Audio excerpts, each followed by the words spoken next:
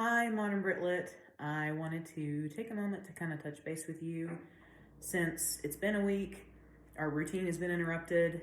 This is just a casual video. It's not a lecture. I just kind of wanted to say hi and touch base about your assignments coming up and say I hope that you're all doing well. Hope you had a lovely week. I pretty much just used the time to grade Comp 2 research papers, and for those of you who had me for Comp 2, you remember that, so those Shakespeare papers. So I'm glad to have those done. Not exciting, but at least got something accomplished. And now we're going to be moving forward with Frankenstein. Your homework for yesterday was just to take the quiz and participate in the discussion about frame stories. And I pretty much have Frankenstein divided up into 3 readings. So for next time, your job is to read chapters 7 through 17. Now you can see my Swiffer back there. And it's up through page 180 in the PDF document that I gave you. Frankenstein, and it talks about this in the PowerPoint that I had you read before you started. And I didn't make that PowerPoint, but I thought it did a pretty good job. The reason I'm having you do Frankenstein is because it is so important for the genre of both horror and sci-fi. And especially with sci-fi, sci-fi wouldn't exist without Frankenstein. Frankenstein is the beginning of science fiction, period. Especially in British literature. But really in the Western Hemisphere. I mean, I can't think of anything else that predated it. So much of what sells nowadays in a literary sense is sci-fi or fantasy, is what we call genre fiction. And like hardcore writers like look down on people who write fantasy and sci-fi, but also they're the ones who are making money. So it's this kind of weird dichotomy. So that whole genre of sci-fi would not have happened from my perspective, if not for Mary Shelley. And so if I'm going to have you read something and work hard to read something in a literature class, I want it to be something that had an impact. And so kind of like we talked about the Byronic hero and its impact on the culture, Frankenstein's impact is the entire genre of sci-fi and also the way that it approaches horror. The way that she took her own trauma from losing her baby and the fact that people were actually trying to reanimate bodies with electricity during this time and thought they could actually do it, and then turned it into this kind of fable about the perils of discovery and arrogance in science and what it means to push it too far. The book is very different from probably the Frankenstein that you're used to. You're probably used to the Halloween costumes of, the guy with the bolts in his head from the movie Frankenstein from the 30s, and then we also have the monsters and the Addams Family, that kind of archetype. That's not really what Frankenstein's monster looks like at all. If you got to chapter 6, it talks a little bit about what he looks like.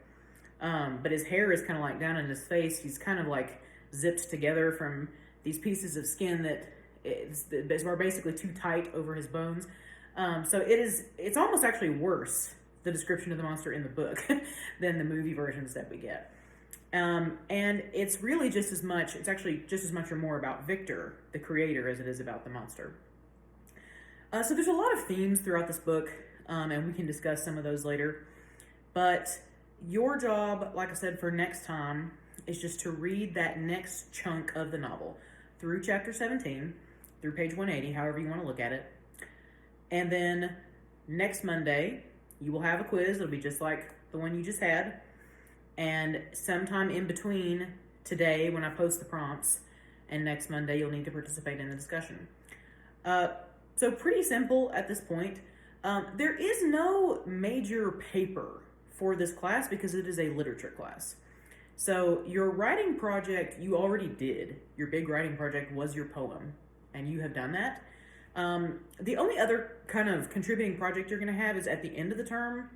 We're going to kind of open it up to contemporary British literature, and I'm going to open that up to you, and then you're going to be kind of researching and finding something that you think hypothetically I should teach next semester that's from contemporary. But it's not, I say research, it's not a paper. It's not anything hardcore. It's not a presentation. It's just a discussion, and you basically contributing like, here's what I think you should do.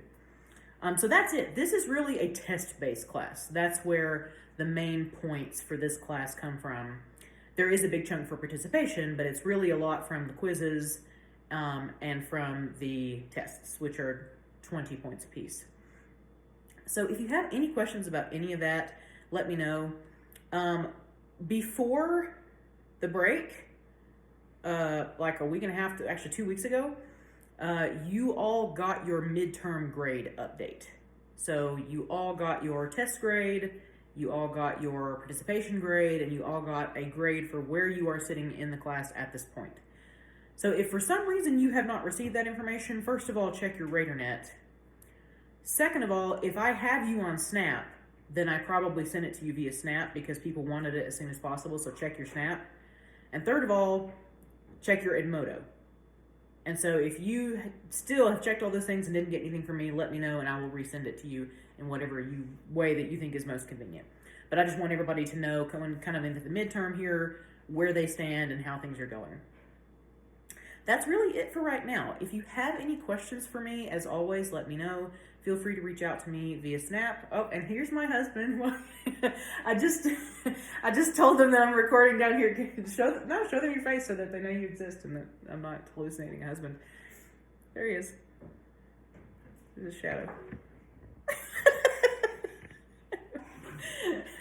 I am married, I promise. Reach out to me via, hi puppy. Oh, dog wants to be in here too. Via Snap, via Edmodo, or via RadarNet email at any time. Like I said, I know that this format can be extremely isolating, so know that it is absolutely not a bother for me to talk to you. You have been, especially with me just having graded these papers and gone through all this, like you have been the most low maintenance, like professional class. Like you get your stuff done. I don't have to handhold you. But I also don't want you to feel like the squeaky wheel gets the grease kind of thing to where I'm not paying attention to you. So like anytime that you need me at all, just reach out and let me know. So I hope that you have a wonderful rest of your week. I hope that you're enjoying Frankenstein. I know that it's a little bit disorienting at the beginning. We talked about in some of the discussions how it kind of doesn't even start with Victor and you're like, why do I care about this character? Just kind of stick with it. And it gives you a lot of good meat for discussion and a lot of stuff to think about. So have a wonderful rest of your day. Thank you for your attention. Tundra, last chance. Do you want to say hi? Yeah, he does. Hang on one second. Do you want to say hi? Come here. Come here. Come say hi. Come on, get you. Come here. I get you. I get you. Okay. Okay. Here he is. Here's the boy. Oh, sorry that you have to see all my brooms. Hi, dear. Hi, dear. They're like, oh, Miss Bolden's lost her mind. I just wanted to say hi to you. This is my son. I can't remember if he's already been in any Modern Brit Lit videos, but if not, this is his big moment. So this is Tundra. If you have pictures of your dogs or cats, please always feel free to send them. Okay, have a good day. If you made it this far, you get a gold star. Thank you for watching. Bye. Say bye-bye.